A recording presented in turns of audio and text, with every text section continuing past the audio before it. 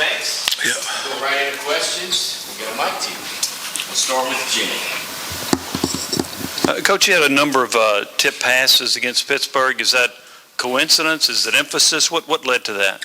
Yeah, I like to think it's emphasis. We've been working really hard, since two-a-days, since camp, so to speak, and making sure, obviously, we love to be able to hit the quarterback as much as we can, but there are going to be some opportunities where we can't get there, but we still can get our hands up. And I thought for the most part, the front did a good job getting their hands up, and even some of the pressure guys that were blitzing getting their hands up. So, yeah, we like to think, some of the habits start to show up on the games based on what we have been doing, since fall camp. Do you chart that? How many tips you have? Oh, absolutely. Yeah, we keep track of that now. A lot of the D-line, they feel like they DBs in terms of their PBUs. So they're taking a lot of pride in it. Again, obviously you love to be able to pressure the quarterback, but, if they're getting the ball out, in a hurry, we still got to have the ability to affect them. And one way to do that is by getting their hands up. Vince, then Rob. Tim, obviously a lot of QB pressures in that game. Can you talk about that aspect, how happy you were, and then the balance between getting the pressure from your front versus some blitzes? Yeah, I mean, we always want to be able to apply as much pressure as we can, regardless of opponent.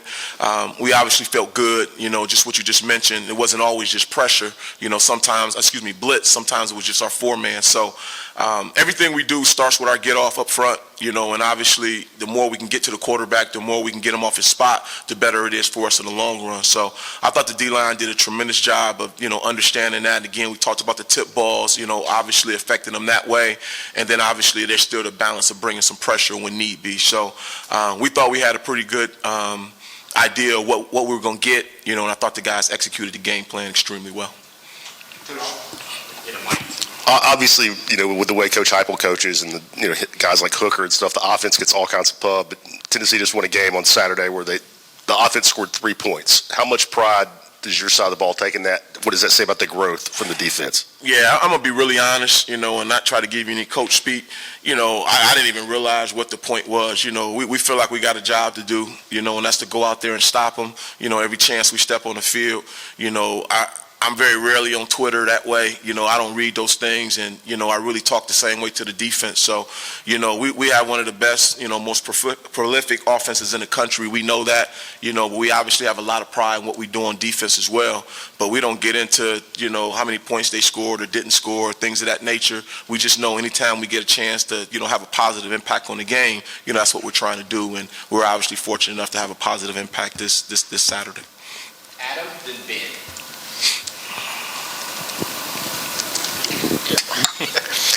Turnage and Charles both not getting a lot of snaps this past week. What will get them on the field?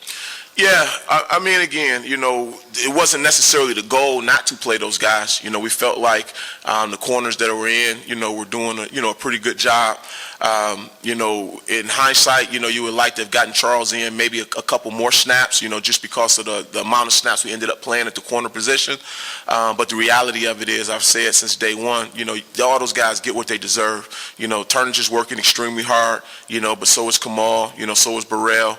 All those guys are working. So the thing we talk about a lot is just being ready when your name is called, and I know those guys will be ready when the opportunity presents itself. And in the secondary, how do you balance the value of guys that don't give up busted plays, that don't give up big plays, versus guys that are aggressive and can make plays? How do you balance those two things? Well, it ain't just the secondary. We balance that all over the defense. Everybody has a job to do. We talk about earning trust, playing with obviously great continuity and consistency. And the reality of it is we want guys to make plays. We want guys to be aggressive, but not at the expense of doing our job. So we think you can do both. We think you can have it all, and the guys that are showing the ability to do that are the guys that will get the lion's share of the reps. Tim, what have you seen from your backers through 2 games, and just what do you see and the biggest difference between Aaron Beasley so far this year compared to last year? I think he's playing with a lot more confidence. Again, I know I've said this before, but he was new to it. It wasn't a lot on his. He wasn't really on our radar, so to speak, when we took the job last year. But he ended up being a starter for us. We thought got better as the season progressed last year, and we thought he picked up where he left off. So he just has a lot more command of the defense at this point. He's playing extremely aggressive. He's being physical at the point of attack. I really can't say enough good things about him. I really like the direction he's headed. Banks is obviously, a guy who's a high energy guy who plays extremely hard. He's still, continue to work through the details, which I know is important to him. And I think you'll see him start to ascend too as the season starts to go on. Patrick, then Brent. Coach, Wesley Walker hasn't started, but he's played a lot these first 2 games. What have you been getting from him, and how do you kind of expect that dynamic with him and Tamarian to continue moving forward? Yeah, I think it's good. We think we have a pretty good 1-2 punch there, between those guys. And, Wes is pretty savvy. He's a guy who's, has played some football, coming from his previous spot. So he's smart. He's still learning the minor details within our defense. But, the moment is not too big for him. He plays good in the run game, shows the ability to go out and cover. We feel like between him and T-Mac, we feel like we got a really good, set of guys there that can help us win. Yeah. Coach, with as aggressive as you are up front, whether a lot of times with the blitzes, what's the marriage with the back end, particularly for like hot route slants, those types of things? How is that marriage, and do you think that needs to be tighter, or do you like what you're seeing in terms of how the front and the back are kind of blending together and playing together? Yeah, I mean, it's a 2-game sample. We'll obviously continue to work through it. I thought we were better than we were the game before. And we like to think we'll be better going into the, game 3. So, there's always room for improvement, but I think at the end of the day, the tighter coverage you can play, the better you are up front. The better you are up front, the tighter the coverage will be. All those things go hand in hand. But our identity, obviously, is we are a pressure team. We're going to continue to pressure, whether it's bringing 5-6, whether it's 3D, whether it's man, et cetera. So, obviously, we can expect the ball to come out quicker than, maybe against some other opponents. And with that being said, we got to obviously be able to take advantage of it with tighter coverage when it's appropriate. To the back, McCarthy, and Kelly. Hey, Coach, what did you feel like the biggest difference between week 1 and week 2 was with, getting hits on the quarterback, getting sacks on the quarterback? Yeah, like I said, every game's a different game. Every offense has a different approach. I said it earlier, you guys asked, the ball came out extremely quick, against the first opponent we had. These guys, wanted to push the ball down the field a little bit more, so they held it. But they obviously mixed in some 3-step as well. So it's just depending on who you're playing, and what their philosophy is. Ours isn't going to change. We're always going to try to apply pressure at every point we can. Now, how we do that, is subject to game plan. But at the end of the day, we want to apply pressure every chance we get. And, based on schematics of what they're trying to do, sometimes it'll show up a little bit more in the stat sheets. Hey, Coach, kind of piggybacking off of that one, I know the goal is to always win and help the team win and make a positive impact on defense. Was there any specific area you're looking from the group to grow from this past week against Akron? Yeah, I think just being able to, be consistent, in everything that we do. We don't want to be a team that's, high one week, low the next week. It doesn't matter, who we're playing, whether it's the first game, second game, third game. We want to have the same approach with our process, how we prepare and how we get ready for these guys. And, I'd be extremely disappointed if we didn't, uphold our standard in terms of how we prepare.